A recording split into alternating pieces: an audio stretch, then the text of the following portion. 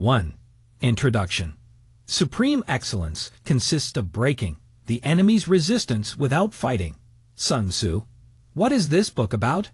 It is about the taking of collateral, all of it, the end game of this globally synchronous debt accumulation supercycle. This is being executed by long-planned, intelligent design, the audacity and scope of which is difficult for the mind to encompass.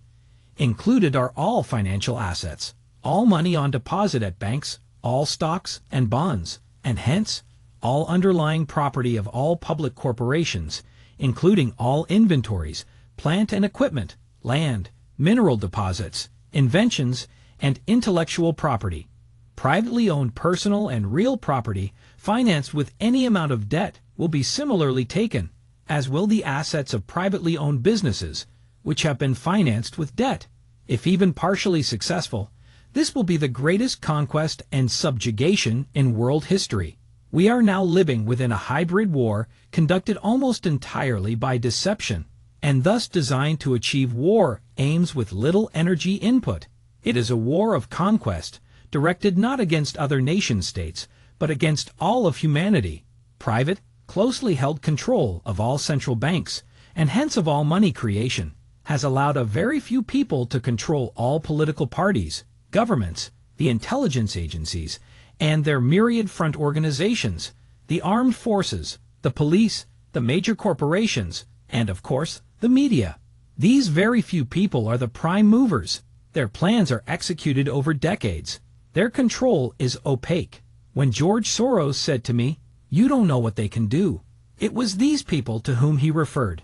Now, to be absolutely clear, it is these very few people who are hidden from you, who are behind this war against humanity. You may never know who they are. The people you are allowed to see are hired face men and face women. They are expendable. One might seek comfort in thinking that this must be crazy. Nothing like this has ever happened before, but it has. The precedent for the intent, design, and horrific execution of such a plan can be found by examining the early 20th century, the period of the Great Wars and the Great Depression.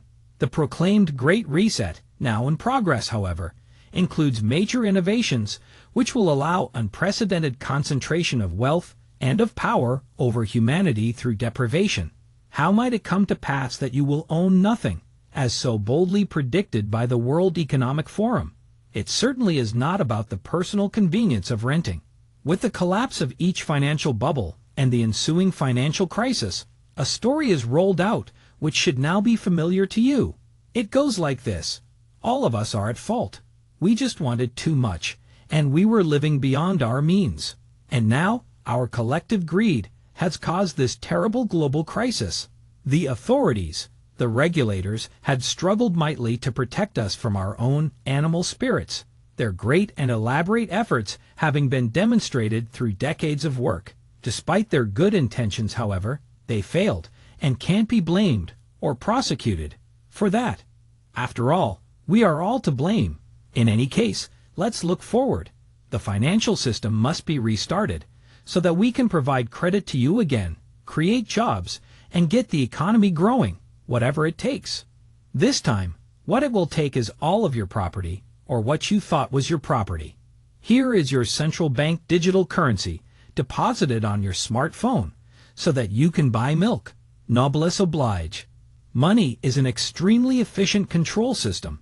People order themselves upon money incentives, and thus difficult, dangerous, and energy-intensive overt physical control need not be employed broadly. But the money control system breaks down at the end of a monetary supercycle, with collapse in the velocity of money, velocity, or VOM. This is a multi-decade process. Velocity is the number of times that a unit of currency is spent to buy goods and services in a period of time. This is measured by comparing the value of all goods and services produced in a period of time, gross domestic product, or GDP, with the value of all cash and deposits, which can be used nearly as easily as cash, money supply. Velocity equals GDP divided by money supply. Thus, velocity x money supply equals GDP. Lower velocity results in lower GDP. Milton Friedman was an economist noted for the study of monetary history. In his book, A Monetary History of the United States, 1867 to 1960, co-authored with Anna Schwartz, we find the following observation.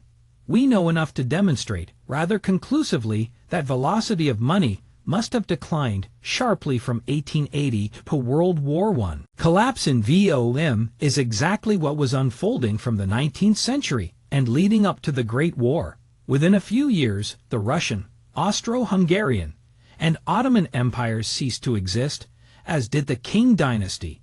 The German economy was destroyed. Then followed the Great Depression, the Second World War, and the slow collapse of the British Empire. No populations were unscathed. There were no winners, or were there?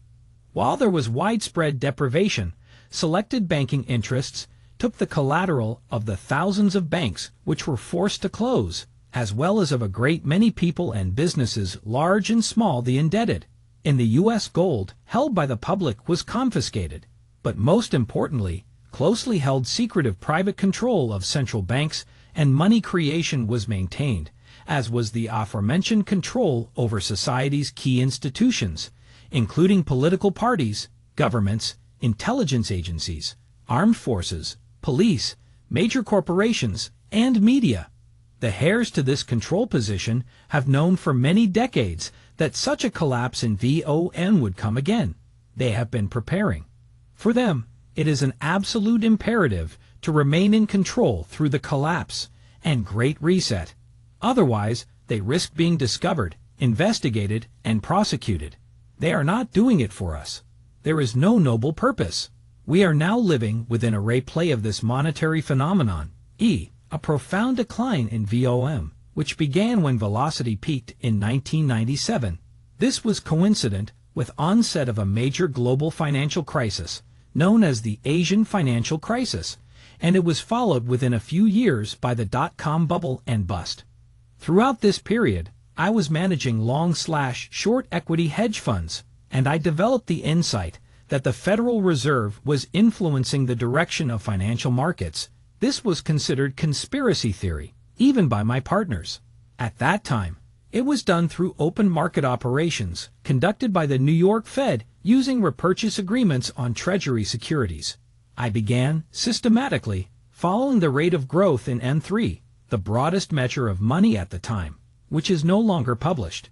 I studied what was unfolding incrementally, and I saw that in individual weeks, new money created was more than 1% of annual U.S. GDP. This was when it first occurred to me that the Fed was getting less bang for the buck, in that GDP was not responding to money creation. This meant that the velocity of money was inverting, and that money growth was now much higher than any GDP growth. The money being created was not going into the real economy, but it was driving a financial bubble with no relationship to underlying economic activity. I understood this, not with hindsight, but in near real time. If I could know it, Alan Greenspan and the people he worked for knew it, too. So why did they do it? If something does not make sense, it is necessary to change one's perspective and aim for a larger understanding. Crises do not occur by accident. They are induced intentionally and used to consolidate power and to put in place measures which will be used later.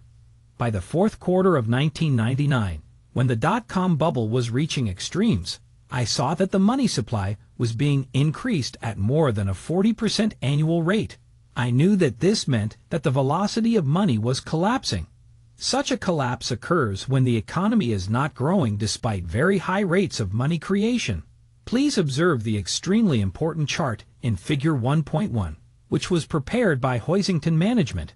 For once, one can see a true underlying determinant of the sweep of history. Profound decline in VOM lead to the financial panic of 1907, which was used to justify the establishment of the Federal Reserve System. The Federal Reserve Act was passed by Congress in the quiet days before Christmas, 1913. Archduke Ferdinand was assassinated 6 months later. Following a brief recovery in VOM during the Great War, it collapsed further, leading up to the closure of banks and the confiscation of gold in 1933. VON recovered somewhat into the Second World War, and then collapsed to a low in 1946, unprecedented until now. VON has now contracted to a lower level than at any point during the Great Depression and World Wars. Once the ability to produce growth by printing money has been exhausted, creating more money will not help. It is pushing on a string. The phenomenon is irreversible, and so, perhaps announcement of the Great Reset has been motivated not by global warming or by profound insights into a fourth industrial revolution, but rather by certain knowledge of the collapse of this fundamental monetary phenomenon, the implications of which extend far beyond economics. Something has been planned for us, but not for the reasons you have been given. How might we come to know something about the intentions of the planners? Perhaps by examining their preparations?